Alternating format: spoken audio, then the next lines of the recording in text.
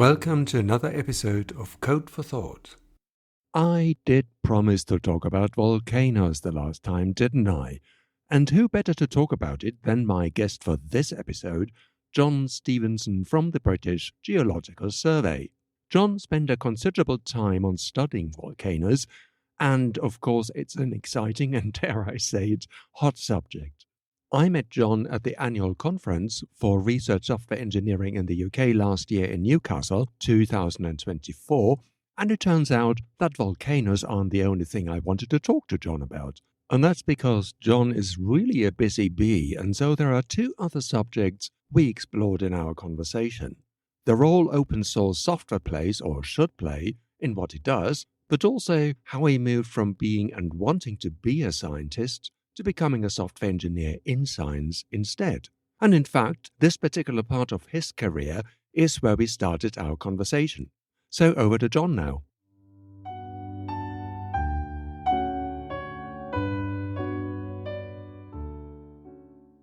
I'm John Stevenson. I'm a senior software developer at the British Geological Survey. Excellent. And it's a journey that you've gone through from being a researcher to a research software engineer that I want to talk about today, partially, but also about your history of research in volcanoes. But we come to that maybe a little bit later. But what I remember is that when you described your journey from being a researcher to a research software engineer, you went through the 5 stages of grief. So it's not very often that I get Elizabeth Kubler-Ross quoted when it comes to research software engineering, but here you go. Yes, okay. Well, and I've written a blog post about this, which I think some people have read, and maybe I can put a link to that in the notes or something afterwards. Yeah. So I've been a research software engineer for 7 years now, but prior to that, I had a 15-year academic career. So I did a PhD, and then I did a 2-year postdoc, and then I did another 2-year postdoc, and then I did a 5-year research fellowship. And all of this was around geoscience and volcanology. Mm. And through this time, I kind of assumed that I was going to be an academic. And I'd got into academia because I enjoyed it, enjoyed the research, enjoyed the teaching. I had this idea that my aim was to learn lots of new things and solve lots of problems and then share them with other people and get the next generation learning about this kind of thing. But as I got towards the end of my research fellowship, I started thinking about what I was going to do next and applied for jobs to stay in the department where I was to get a lectureship in volcanology, which was kind of the implied next stage of the fellowship. However, there already was a volcanology research in the department. And so that was an obvious step there. And the ways to get into that position, there was lots of emphasis on maybe getting my own money. And in career reviews, they were always saying, well, you need to be publishing in the right journals and you need to be bringing in all of this money. And these were different to the things that I wanted to do. And at the same time, I'd settled in Edinburgh, where I'd been there for 5 years. And we had a family and a nice life there. And I started to think that I would rather change job and stay in Edinburgh than uproot all of that stuff to pursue academia elsewhere. Was that the denial phase? Or I can't remember now the exact phases. Yes. Or the anger phase. Was it the anger phase, I think, is the first When I one, said that, so I went through all those phases. So yeah, the denial phase was like, well, I've been doing this for ages and I've written this volcanology course and surely they'll find a way that I can stay. And then the anger stage was like, but why? Why should it be a Nature paper? Like all the papers that I read aren't in Nature. Volcanology is quite a small field. And there's like the Journal of Volcanology, the Bulletin of Volcanology. So there are all these specialist journals that don't have high impact factors because there aren't many volcanologists. When I look through my papers and who I've been citing, that's where those citations are coming from. Yeah. And I wrote a blog post about that as well, actually. And now there's a Diamond Open Access volcanology journal called Volcanica. And they cited that blog post in their introductory issue as saying, look, we need to have a place where volcanologists can publish. It's recognized that this is a niche field. So yeah, so that's definitely the anger phase. Like, Why are you looking I at can that? understand that because it's kind of the absurdity of impact factors in a way, isn't it? That Yes. you have a small field which has no big readership by default because it is a small field after all, but you can't get an impact factor that matters. No, exactly. The kind of frustration at that the kind of general metrics chasing, I got kind of angry at that as well, and the fact that teaching didn't seem to be the priority that I had in my mind what it was going to be, and so there were also these discussions about where academia was going and what was more important between teaching and research. And it was clear whenever there was interviews for new people coming in that teaching wasn't really the main priority, or it didn't feel like that. And when I said this to professors, they would say things like, "Oh, teaching is important because we always ask that at interview about teaching." But you've already sifted out all these people before you even get to interview, so it's like a secondary thing compared to the ability to bring in research money. And also, though, I did understand the pressures that the professors and the university leadership are under, because they need to get money from somewhere. And if the labs are getting old and they need to refurbish them, then they need to get that money in. And there's caps on what you can charge for tuition. So getting more research money in is the easiest way to get the money. But it just kind of seemed like what academia was turning into wasn't what I thought academia was when I started doing my PhD. And this idea of solving problems and teaching the next generation seemed a bit distant from the chasing of impact factors and grants that it had become. What are the next stages? Is it depression and then acceptance, or? Yeah, I can't remember. And it's kind of like a throwaway comment as well. So I should have looked at the 5 stages before we had the call. Yeah, well, the depression stage, well, I didn't necessarily feel depressed in I can't go on with this kind of way. But an interesting comment that after I left academia, my wife said, "Oh, you just seem much brighter these days." And so that was interesting. And I think that probably you would relate to the depression angle is kind of in the feedback that you get from being a research software engineer or a developer compared to an academic. In that one of the other frustrations with academia would be I wrote a paper that I sent to a high impact journal and it got through the reviewers, and then the third reviewer said, "Oh, you have to fix all these really technical parts." And so I said I could do that, but the editor said, "If you fix all these parts, the paper will be too specialized for our audience." And so it got rejected. Oh, God. And that was not even a comment on the science or the quality of the work. It was so that kind of frustration and the general frustration that when you finish a bit of work, you then have to write it up and then wait for it to get reviewed. And then the kind of reward you get afterwards for the paper could be more than a year after you finish the work. Whereas when you're writing software, or at least in the jobs that I went on to next, I write the code and then the next week I show it to the person who needs it and they try it and it works and they're really happy and you get the feedback straight away. I find that a really positive thing. So that was a big boost. And I think that is what my wife was referring to, was saying, "Oh, you're much brighter now," because I was getting all this positive feedback, whereas it seemed like the last bits of the academic, it was all this negative feedback. And then the acceptance stage, so that comes afterwards, I suppose, and partly writing that blog post, which I actually wrote about, I think it was 4 years after I'd left academia, was part of going through all these phases. all the stuff that I wanted to say. Going back to complaining about writing papers, writing something down and structuring the thoughts is a good way to process stuff. And it is good that you do that when you write a paper. But yeah, for the full acceptance, and that was probably the process of writing the blog post, all about leaving, put everything straight and process everything. And that was like the acceptance of finally going, this is where I am now and this is what I'm doing. So yeah, that would then make it like a 5-year process from beginning to leave academia to all the way through to settling down to saying, right, this is what I do now. What I'm missing still is the point where software actually comes in. I mean, it probably played a part in your research anyway, but what was the tipping point where you said, okay, well, I have the choice of being a researcher and then a research software engineer. Is really the logical next step? Was it the logical next step? Well, so research software engineer wasn't the immediate step. So there was an intermediate step before I got there.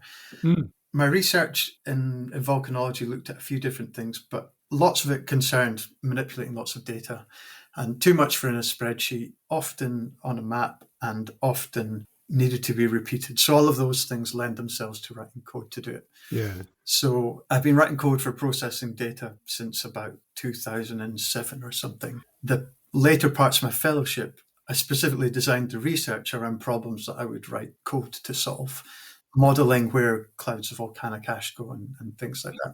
I'd done a lot of Python, and I'd done a lot of geographic information systems, so GIS, for plotting data on maps. And when I'd kind of got to the last year of my fellowship and decided, right, I'm staying in Edinburgh, I'm looking for other jobs, did a few different things. There was an Edinburgh Python group that I went along to. It was like an evening meetup that was hosted by local tech companies, and you could eat pizza and watch a talk and do a hackathon. And Right.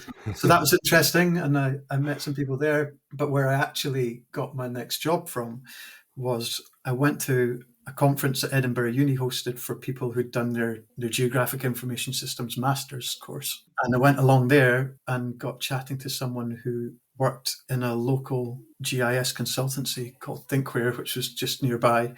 And they happened to need a Python developer at that time. She asked me to send in my CV, and I did. And I started there the week after my fellowship ended. I think it's a bit scary, isn't it? Because I do remember from my time, I worked in academia, I mean, like you did, and then did software development. And then I actually applied for a software role in the private sector.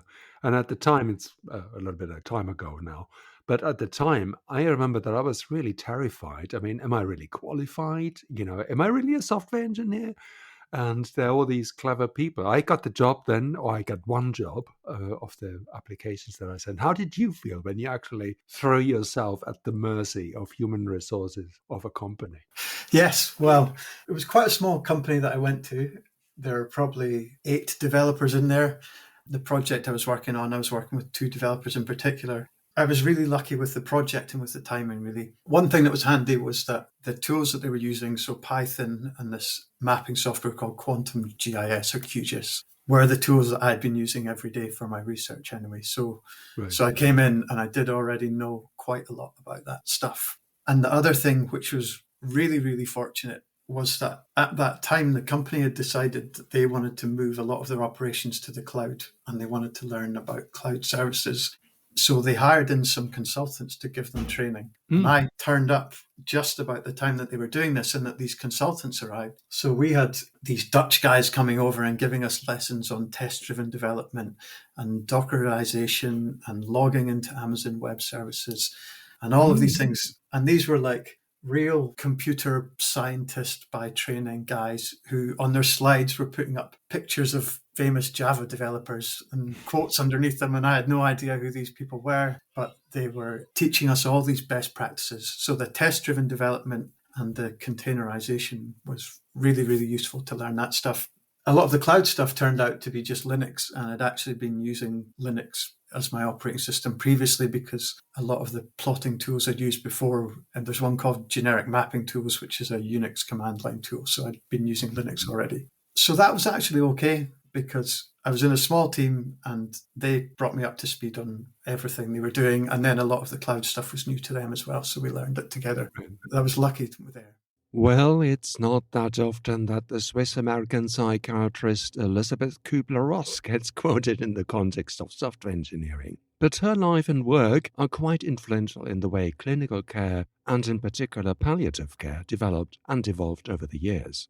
The 5 stages of grief that John and I referred to in our chat, rather light-heartedly, were published in 1969 as part of her book with the title On Death and Dying, which is considered a classic in the field.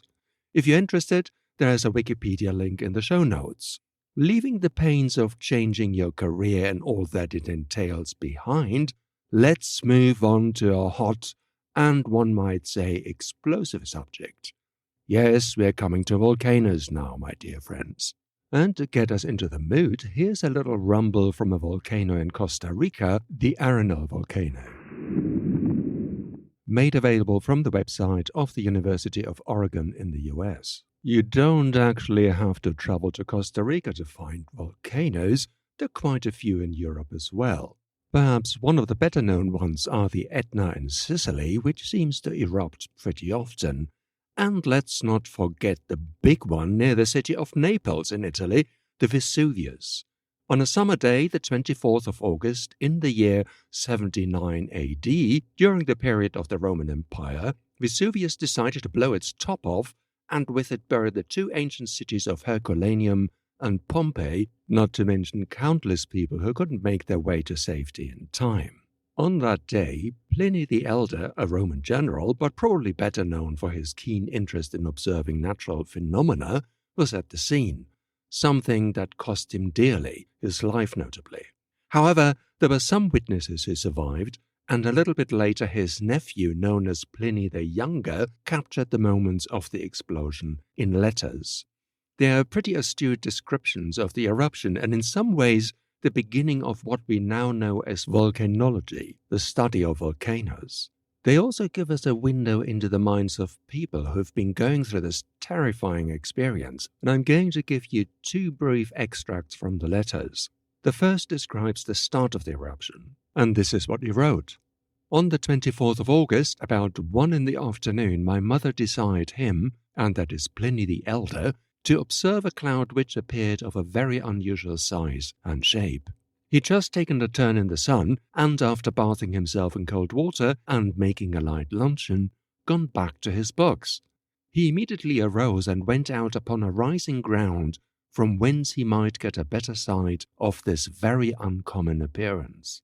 A cloud from which mountain was uncertain at this distance, but it was found afterwards to come from Mount Vesuvius, was ascending, the appearance of which I cannot give you a more exact description of than by likening it to a pine tree, for it shot up to a great height in the form of a very tall trunk, which spread itself out at the top into a sort of branches, occasioned, I imagine, either by a sudden gust of air that impelled it, the force of which decreased as it advanced upwards, or the cloud itself being pressed back again by its own weight, expanded in the manner I have mentioned. It appeared sometimes bright and sometimes dark and spotted, according as it was either more or less impregnated with earth and cinders.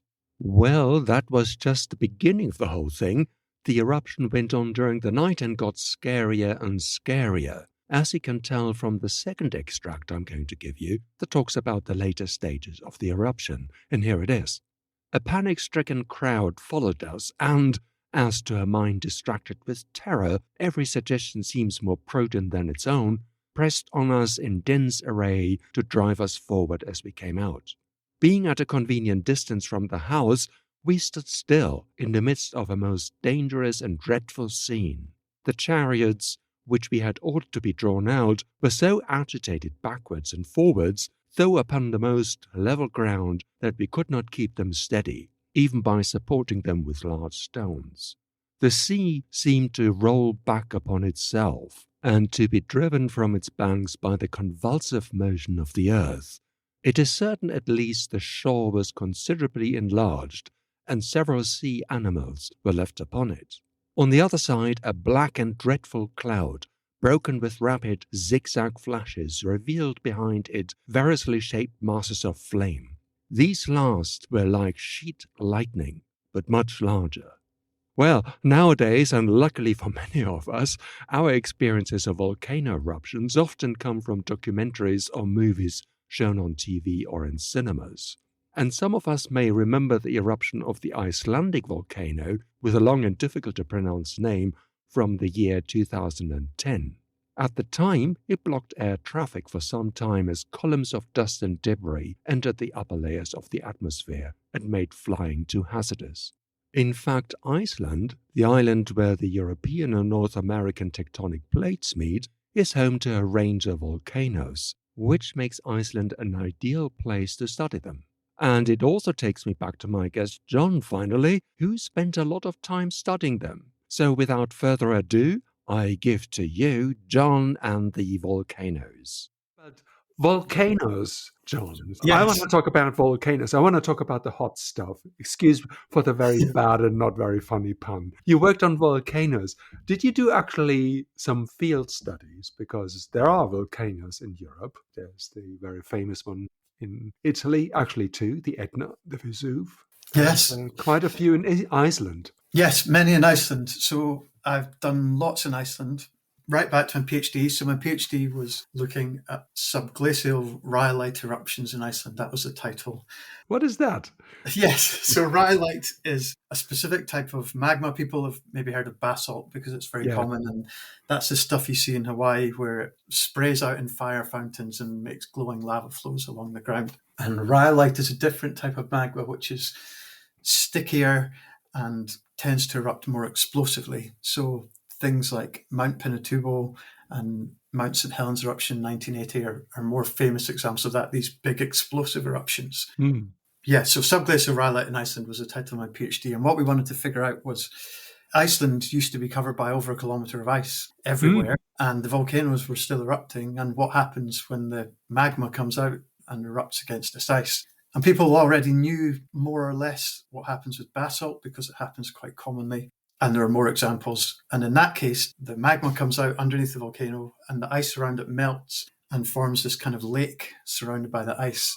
And then the eruption continues through there as if it's an undersea eruption. So you get these pillow lavas, which, again, if you've seen pictures from Hawaii, when lava comes out under the sea, it forms these big blobs called pillows that are like up to a meter across. And then eventually, if the water gets shallower or if there's more gas, then it explodes more and you get explosions and ash. And then lava flows over the top if the pile gets big enough to stick through the water. But people hadn't really looked at the rhyolite ones.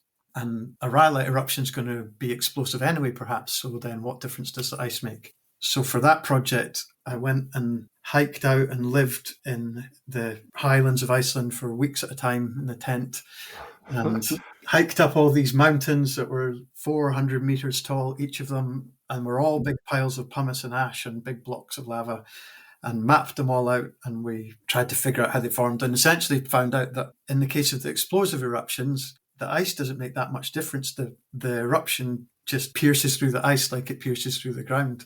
And then the eruption carries out and it goes straight through. And then the main difference you get is towards the end of the eruption, as it slows down, instead of the ash being spread around everywhere, you get this hole in the ice just filled up with pumice and ash and all the debris. Afterwards, when the ice is all melted away, this just gets left as this big scree-covered pile.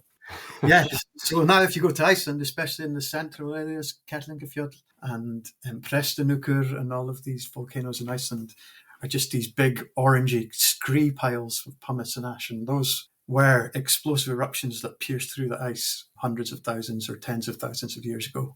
And now they're just left behind as these piles in the middle of nowhere. Ruins of old volcanoes, or volcano eruptions, rather. Yes. Because the volcanoes are still active. Yes, so the volcanoes are still active. There's still magma chambers under the ground. But in the case of those ones, they haven't erupted for thousands of years and they're not expected to erupt imminently. Yeah, so then I've done other volcano work. So then carrying on, I had a postdoc in Mexico and I worked at Colima, which is in the west of Mexico near Guadalajara. And Volcán de Colima is one of the most active volcanoes there. And it has a little eruption every day, or it did when I was there, every few hours. A little one, or one of these huge ones? Or... So the volcano is like 3,500 meters tall and it's a beautiful cone, like a kid would draw. And every few hours, the magma comes up to the top. And this magma is andesite or dacite, which is another magma type, but it's basically in between the really runny stuff and the really sticky stuff. So some of it flows up and then some of it explodes. And every few hours, it would give this rumble and it would blast up ash and this cloud would come out, this one puff that would last for like a minute. And then that ash would drift off downwind and it would be quiet for a few hours. But people were worried about that volcano because in 2005, it had some much bigger eruptions where actually the cloud went 5 or 6 kilometers above the volcano and then it collapsed back down and all the hot rocks and ash came pouring down the side of the volcano and down the surrounding river valleys. So that's called a pyroclastic density current or pyroclastic flow you might have heard of. Yeah, the Vesuvius, because we did a trip once with friends of mine to Pompeii and it was a pyroclastic cloud, I think. Yes. Buried. Yes, that's right. So Vesuvius was like a catastrophic pyroclastic density current that went all around the volcano because so much of it came down at once. Yeah. And yes, I think it blew the top off, basically. The top of the cone came off, I think, at the time. Yeah, that's right. Yeah, so it was huge. So that's rhyolite as well, actually. So that is a really explosive eruption. Yeah. So these ones, they were pretty big. So that when the material came down, it got funneled into these river valleys and followed them. But it did destroy villages, or a village, and they had to evacuate large areas. So they were worried about that. So I studied that volcano for a couple of years, and that was kind of where I got into the software processing. Because these eruptions that happened every few hours, we wanted to figure out if there was a way we could predict them. And one of the things that people had noticed was that there are these steam patches on the crater of the volcano on the rim, which are called fumaroles. And if you have a thermal camera and you're looking at these, they sometimes change temperature. They get hotter and colder. And people wanted to know, well, do they get hotter before an eruption is going to happen? Can we relate those to the individual explosions and predict when one's going to happen? Well, can you? Well, no. Okay. But I was able to show. So what we did, you go with a thermal camera and you take an image every 5 seconds, and then you have to extract the temperature of the area you're interested in, and then plot that in a time series. And we ended up having tens of thousands of measurements, and that's why I ended up having to code. So I ended up writing MATLAB scripts to process that data. And what I found was that if you took the 10 minutes or the half hour before an eruption and afterwards and plotted the temperatures of these, there was no statistical difference. So we couldn't predict when an eruption was going to happen. But over the course of a year, the volcano had actually slowly quieted down, and we did track the lowering of the temperatures over that time. So we could track the lowering of activity overall. Yeah, what I'm finding quite interesting is you mentioned data collection, and this is how you got into software, because you have all these data. But it must be quite tricky to collect digital data in the field. How did the data collection in the field work? So for the thermal imaging, there was a volcano observatory, which is a physical building that was 5 kilometers away from the crater of the volcano in Colima, on an adjacent peak, Nevado de Colima, which they're beautiful if you see the two together, these two cones, and one of them's covered in snow and one of them explodes. So they're beautiful volcanoes in Western Mexico. And so in that case, the camera was just plugged into a laptop and we could collect the data. But we had other instruments that we deployed on the ground closer to the volcano. You could hike to within 1 or 2 kilometers and still be relatively safe from these explosions, in that the big boulders never came that far away from the crater of the volcano. But sometimes if you were there, it made a puff and the wind was going the right direction and the ash would fall on top of you. And that was quite exciting, to put your hand out and your hand just get sand basically falling onto your hand from the ash from the volcano. And so the instruments that were out there were seismometers for measuring earthquakes, and there were infrared sensors so that we would be pointed above the volcano and measuring the temperature and recording. And actually at the RSE conference that we had in September in Newcastle, I saw someone had a poster where they were using an ultraviolet camera pointed at a volcano in this same kind of way. And the ultraviolet cameras are able to pick up sulfur dioxide, which is a gas that's often released when new magma's arriving to the top of the volcano. Right. So those things, we set up stations where you'd have a box in the ground with solar panels, and you would have a little data logger in there. And sometimes we could go to the data logger once a month and just download it onto a laptop with a USB stick. And some of the fancier instruments had an actual mini PC, but this was before the days of Raspberry Pis. So this thing ran Windows and it weighed about 2 kilos and needed lots of solar panels to power it. And then we also had things where we had the data loggers that could radio the data back to the base. So lots of things there and lots of general computing technology needs. So I learned to solder when I was there, and all this kind of ad hoc fixing stuff that had to be learned to make these things work. Yeah, and I guess that there's quite a high margin of error. Well, there's a very low margin of error in the terms of the data that you need in order to analyze and come to good scientific results. But I think a lot can go wrong, is what I wanted to say. Yes, especially the telemetry stuff. That was always going wrong. We'd always have to go back up because the antenna had blown in the wind or the signal wasn't strong enough, or in the winter, there's not enough sun for the solar panels and things like that. So there's a lot of stuff to deal with. Seismologists, I think, are experts in making stuff work in difficult places. And in Iceland, the Icelandic Met Office and the University of Iceland, they have lots of seismic stations. And they've got them running on the top of glaciers and in the highlands where you only get 4 or 5 hours of daylight in the winter, and they can make all that stuff work. And that's a real skill, I think.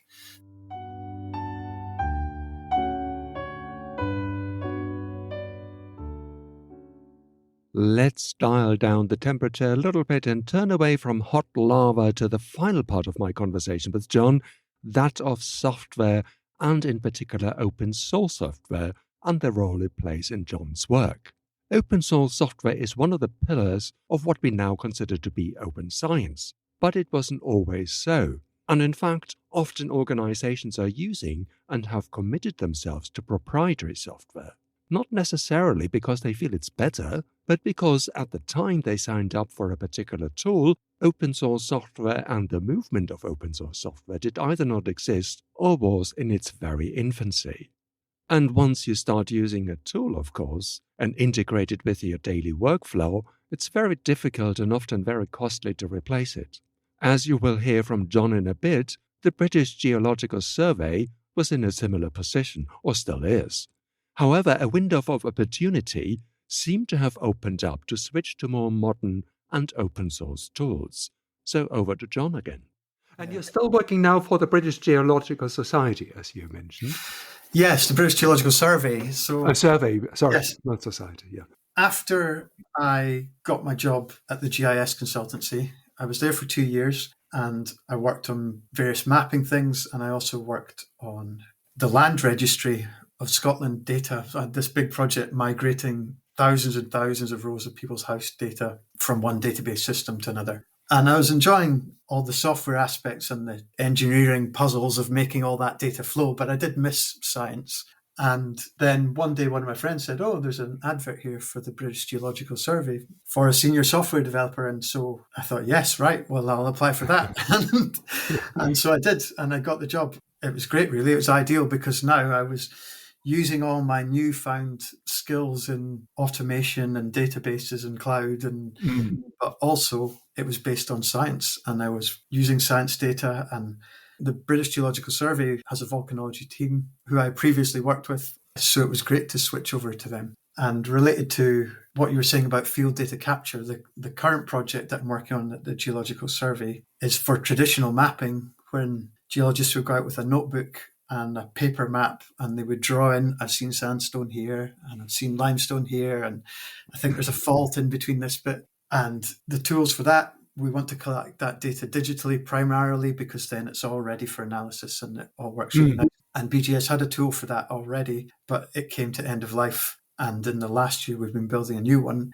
And I'm pretty excited about that because it's built on this QGIS GIS mapping platform that I knew before, which is open source, which is another thing that I think is really important, which means that we can develop this and we can share this with partners overseas, and we can share it with universities and everything when it's ready. And this is now a tool for collecting those kind of notes. And the way that works is you take either a field PC or a phone to the field, and you can record a position from the built-in GPS. You can type in your notes. If you want to do detailed notes, you can draw a picture in your notebook. Like if you've got a sketch or something, there's not really a good digital way of sketching, I don't think. So you draw it in your notes and you take a photo of it, and then you can press a button and that synchronizes, and then we can get it from the laptops back in the office. So let me get back to the tool that you're developing. You mentioned that one tool is coming out of service or it's too old for purpose. But I think from a previous conversation we had before this chat was that it was also proprietary software, and you're now transitioning to open source. And I would like to talk a little bit about how this transition to open source is going.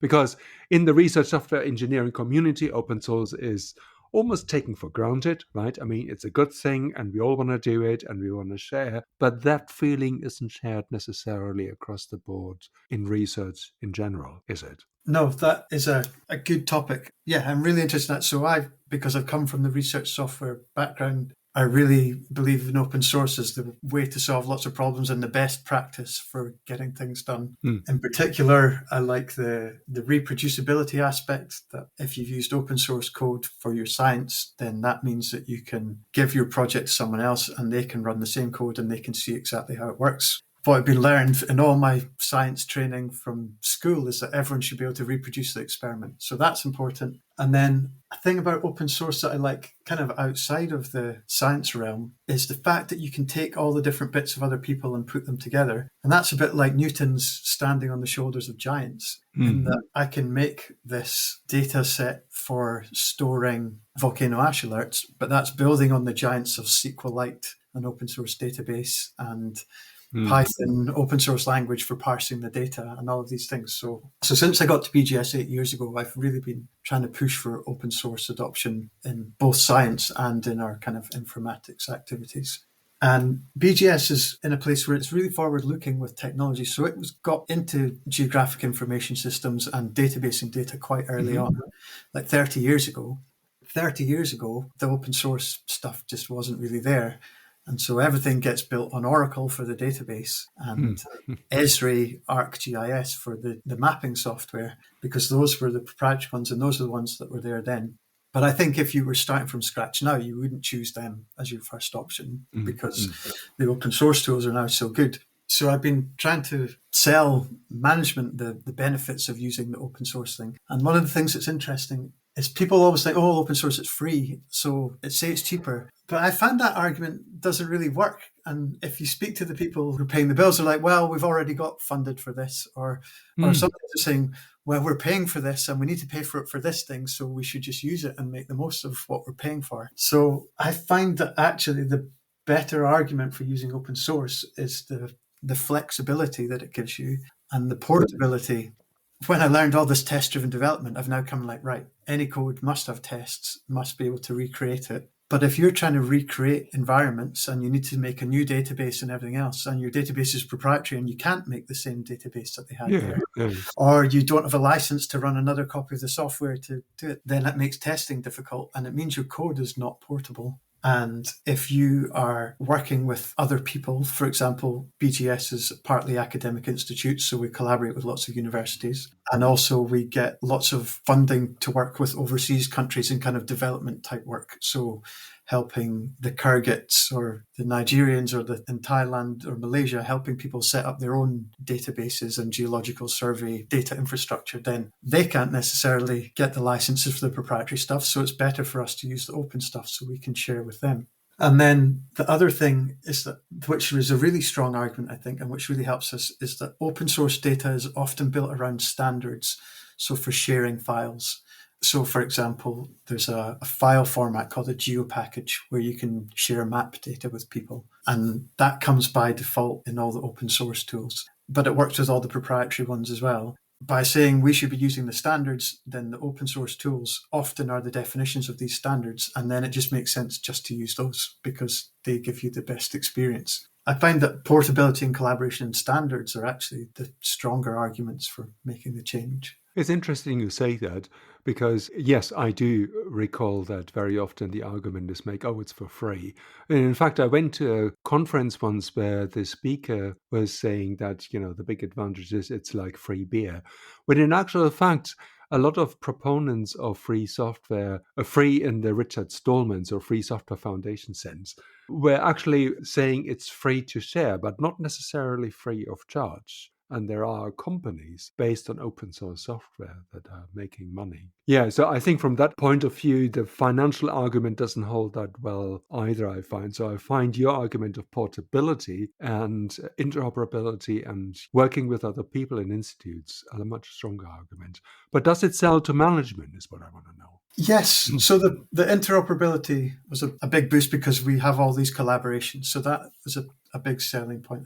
Yeah, in terms of paying, we pay for open source software in the British Geological Survey. So, for example, we run a GitLab instance on premises. So GitLab is an alternative to GitHub that you can host for yourself. And there's a community edition you can run that does lots of things and is really good. And we started with that. But you can also pay GitLab to give you support. So we run GitLab and we pay for that. And our Linux machines, they used to run CentOS, but might have heard that Red Hat, who are the company that make a Linux distribution that's like a commercial version of CentOS, rearranged things so that CentOS as we knew it went away. And in looking for an alternative, we've decided just to pay Red Hat. So now we pay for Linux as well, which normally you can get for free.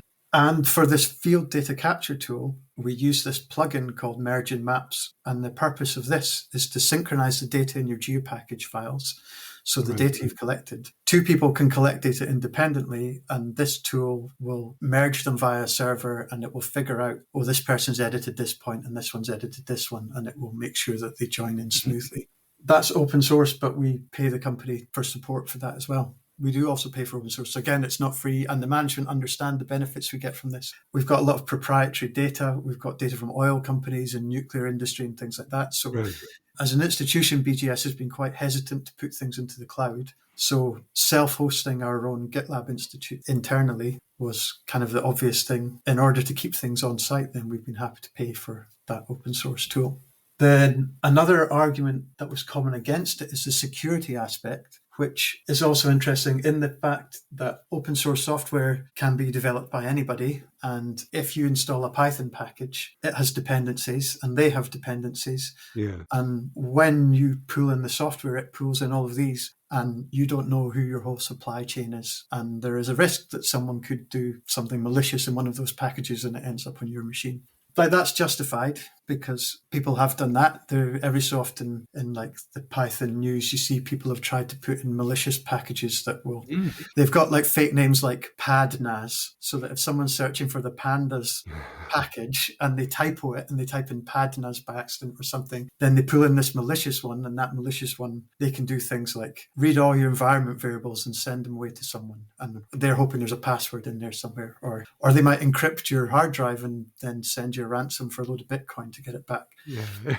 Yeah, no, I think there was something similar with Linux, I think, at some stage. One of the Linux tools, there was a malicious insert, but which was detected before it could go out. Yes. So that's really important and interesting. So that was for remote shelling into a Linux server. Yeah. And someone, and I don't think people found out who it was, but this was a really clever attack, and it might have been some state-sponsored actor. Yes. Yeah, they said so at the time, yeah. They tried to make in a backdoor that would let them remotely connect to any machine that had this remote terminal accessible on the internet. And that got found because someone from Microsoft, proprietary company, was testing Postgres open source database, and they noticed a few milliseconds difference in the test runs. They tried to figure out what was taking the time, and they found out that this library was behaving strangely. And then they posted a thing and the fix came through. And they did that in the testing version of Debian Linux.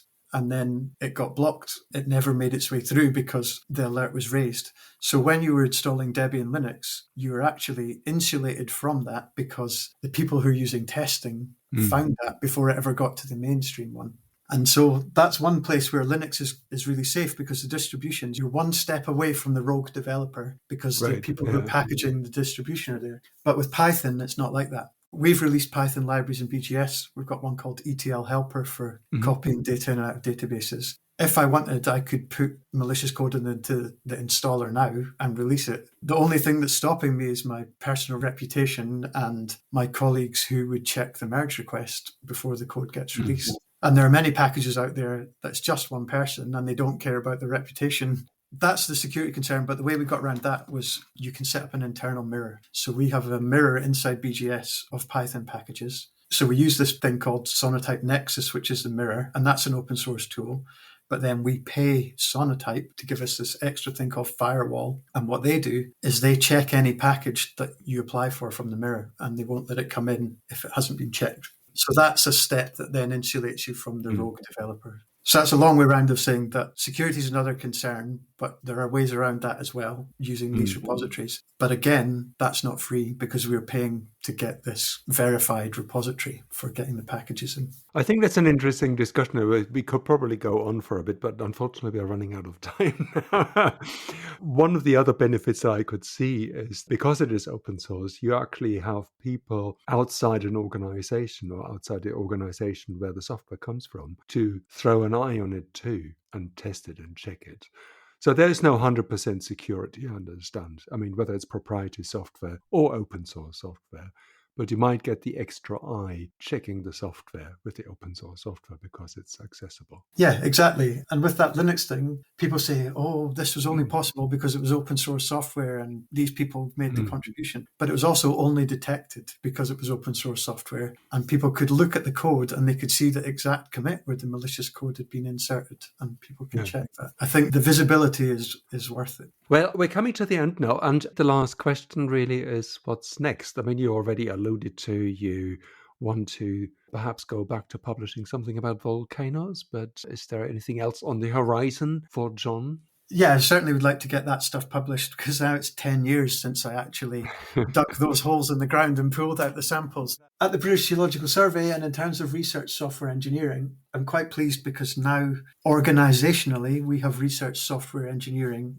encoded as a real thing. We have a research software engineering capability lead, so I've got that as one of my jobs now. And so we use that in a slightly different way in that I want to use that to help the scientists who are in the position that I was in 10 or 15 years ago get better at writing their code. People talk about Caroline J at Manchester in uni. She talked for us once about a spectrum between people who are 100% writes code and 100% writes papers, and research software engineering is in that boundary. And more of the people who would have been 100% writes papers and processing their data in Excel are now like 80% writes papers and are processing their data in Python. And I want to help them. So this is what we've been working on recently. We've set up Python clinics. We have these drop-in sessions where we maybe have a 15-minute demo of some feature Python, like parsing dates or parsing regular expressions or something like that. And then people can bring their problems and someone who's got more experience. So the people who are actually 100% code professional developers can look over the scientist code and help them and show them suggestions and things like that. Yeah, I'm interested in that, and I'm interested in Python courses to help developers learn the kind of language fundamental stuff. So these are the things, they're like in the other quotes, the Dick Cheney unknown unknowns. If you're a field geologist, you don't necessarily know that you don't know about the benefits of parsing date times or something like that. And so I want these sessions to be so that people with experience can help the people who don't, because that's what I found when I first moved to my job as a professional software developer, was working with these people who did that all the time, showed me all these things that I just didn't know that I didn't know. So moving things from unknown to known unknown and perhaps known. Yes. Yes. Well, on that happy note, I thank you very much for your time, John. It was a great talk. Okay, thank you. Yeah, that was fun. Yeah, I agree with John. That was really good fun. And I hope you enjoyed this little excursion into 3 very different fields, volcanoes and pyroclastic clouds, changing your career, and how to switch to open source software. Well, next week is the last Tuesday of April 2025, and time for another episode in German. And the subject is quantum computing. In particular, the work that Elisabeth Lobe and Peter Schumacher from the Helmholtz Association in Germany are doing in this field. And this episode is coming not a moment too soon, for in April we had, for the 3rd time running, the so-called World Quantum Day, set on the 14th of April every year since 2022. So if you're a German language speaker or you want to brush up on your language skills, I hope you tune in next week.